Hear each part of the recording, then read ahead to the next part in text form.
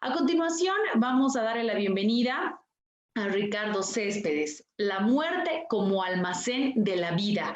Así ha titulado su charla yo quiero contarles un poco acerca de nuestro invitado. Es licenciado en antropología, especializado en arqueología boliviana, tiene una maestría en antropología e historia andina en el Centro Bartolomé de las Casas de la Facultad Latinoamericana de Ciencias Sociales en el Perú, especialidades en paleontología y arqueología boliviana, una experiencia muy amplia de 25 años como arqueólogo en el Instituto de Investigaciones Antropológicas y el Museo Arqueológico en la Universidad Mayor de San Simón, catedrático y profesor invitado en otras universidades, fundador de la Asociación Boliviana de Paleontología, vicepresidente de la Red Nacional de Paleontología del Ministerio de Educación. Trabajo actualmente, es el director del Museo de Historia Natural Alcides Dormini y solo para tener algunos datos, él ha tenido varias condecoraciones, la medalla Esteban Arce, que ha sido una distinción otorgada por el Consejo Municipal del Gobierno Autónomo Municipal de Cochabamba, un homenaje de la Cámara de Diputados por la dedicación y el estudio investigativo de la paleontología boliviana, además de la medalla Puma de Oro del Ministerio de Educación y Cultura en Bolivia y también la medalla al Mérito Universitario en la Universidad Mayor de San Simón. Es un gusto de verdad para nosotros contar con este profesional y amigo, además de Ateneo, Centro de Estudios Culturales. Ricardo Céspedes, ¿cómo está? Buenas noches. Gracias por participar en este conversatorio. Buenas noches a todos. Es realmente un gusto estar acá. Y muchas gracias a Ateneo por la invitación. He querido romper un poco, hacer algo novedoso, una videoconferencia sobre este tema y espero que les guste. Después de la presentación responderé con gusto sus inquietudes y sus preguntas. Gracias.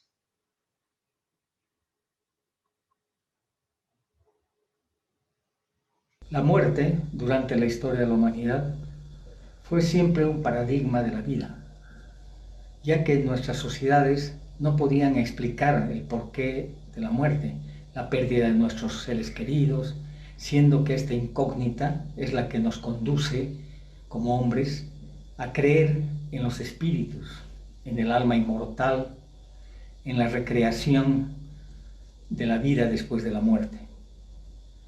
Por esta razón, como todas las culturas, estos rituales fueron muy importantes durante las culturas precolombinas andinas.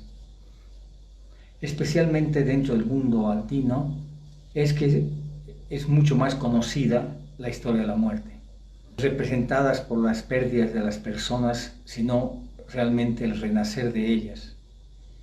Un cambio de estado simbólico, una forma de simbiosis que conjunciona lo natural con lo espiritual. El hombre andino concibe la muerte como una transformación del hombre, del ser social físico, a un ser espiritual.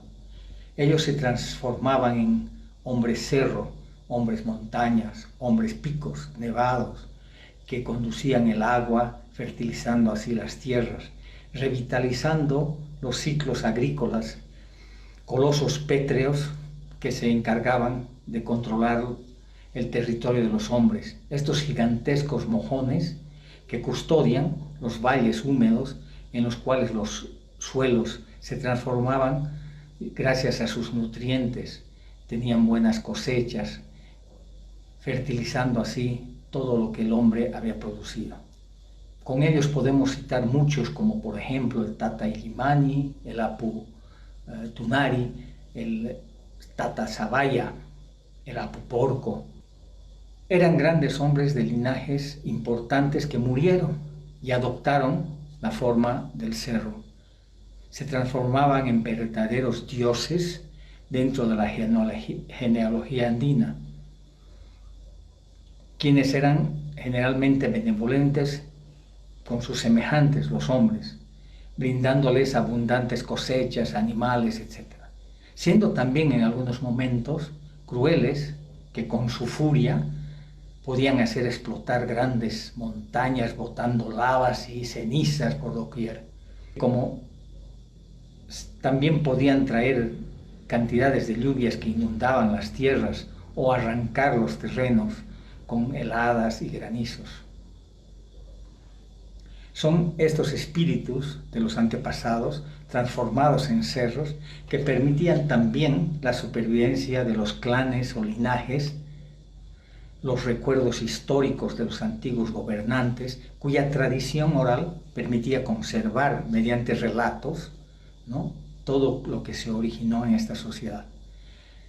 Estas costumbres andinas de regalar muchas ofrendas a los ancestros pétreos contrastaban con los conceptos europeos de la muerte, que con sus aspectos macabros, sus parcas, los fantums, los carontes y los infiernos, comunes en la época medieval.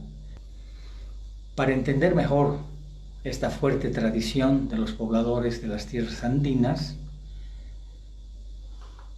previamente debemos mencionar algunos temas relativos a las sociedades muy primitivas, que se relacionaban de alguna u otra manera con la muerte, y que perduran desde tempranas épocas precolombinas hasta su desmembración producto de la extirpación de las idolatrías hechas en América durante la época ibérica. Ancestrales de las chincanas, que vienen a ser cuevas o refugios profundos usados por los primeros habitantes, cazadores y recolectores de los Andes,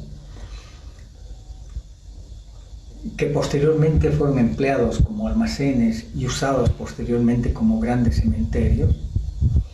El empleo de estos refugios fue una de las características más comunes durante la historia del mundo andino.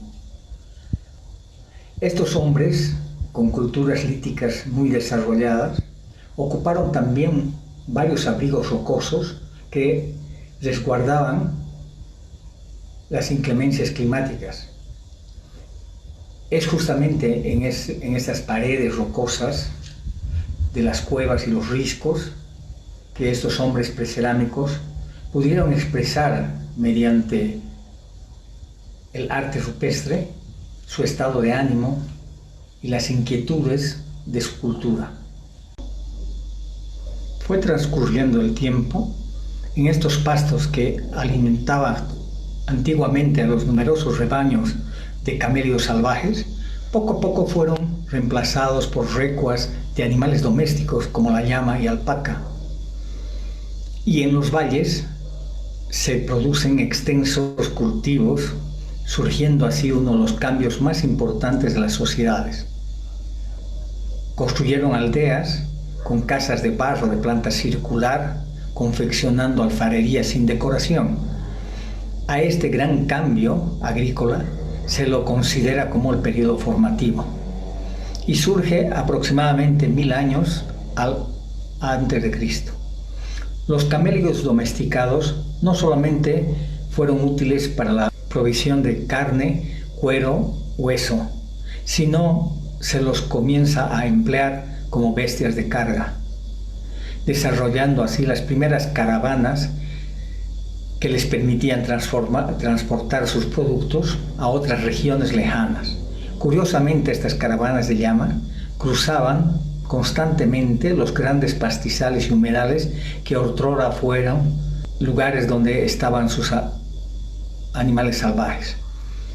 Los caravaneros comienzan también nuevamente a utilizar los antiguos refugios en los que se habían asentado sus antepasados y que les sirven nuevamente de albergues a los cansados llameros que pasaban por ellos. Es durante el periodo formativo que la cultura andina comenzó a enterrar a sus muertos, especialmente a los niños, en grandes cántaros que originalmente se empleaban como recipientes para almacenar los granos y otros productos importantes para la alimentación diaria. También es utilizado como una alma protectora, donde se enterraban dentro de las viviendas, en el interior de las viviendas, que tenía como finalidad proporcionarles un bienestar, mejores cosechas, además de ser protegidos por estos antepasados de cualquier desastre natural o robos, etc. La ritualización de las antiguas cuevas y refugios rocosos no se pierde, siguen manteniéndolo los grupos especialmente de caravaneros andinos, y parece incrementarse durante esta época varios rituales hechos en estas de chincanas que originalmente habían sido ocupadas por los antepasados. Es durante el Horizonte Medio, que generalmente lo conocemos como la época de Tiahuanaco, del 350 al 1170 después de Cristo, que las cuevas, eventualmente usadas como almacenes, también fueron utilizadas como cementerios. Estos pequeños recintos de piedra que generalmente construyen dentro de las chincanas no solamente conservaban bien los granos por su ubicación, sino que también servían para preservar los cuerpos de los antepasados, y es por eso que comienzan ellos a emplearlas en estas cacachilcas o las cuevas sagradas, y que es ahí que comienza la importancia de relación entre lo que es el almacenaje y el entierro.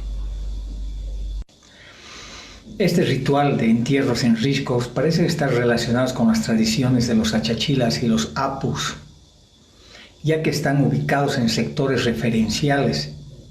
Particularmente visibles estos mausoleos, generalmente eran confeccionados en piedra y barro, donde eran depositados los cuerpos de los antepasados muy importantes, con el objeto de que siempre se los sean visibles, ya sea en los caminos que ellos recorrían, como en los cerros más importantes.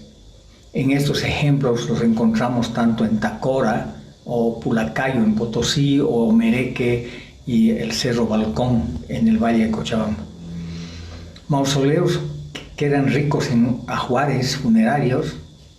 Estos entierros estaban realizados durante la época Tiahuanaco, perdurando en el tiempo hasta la época Inca.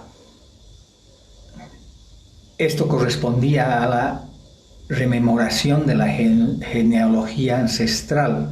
Ellos querían recordar a sus antepasados y de qué linaje venían.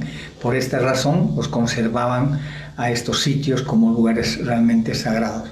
Esta modalidad de entierros en barrancos y riscos fueron también empleados durante la época inca, como es el caso de Pisac o Tipón en el Cusco. Es también durante el Horizonte Medio en que las poblaciones precolombinas generalizaron los entierros dentro de sus viviendas, o dentro de los almacenes, o los silos o los depósitos, colcas o piruas.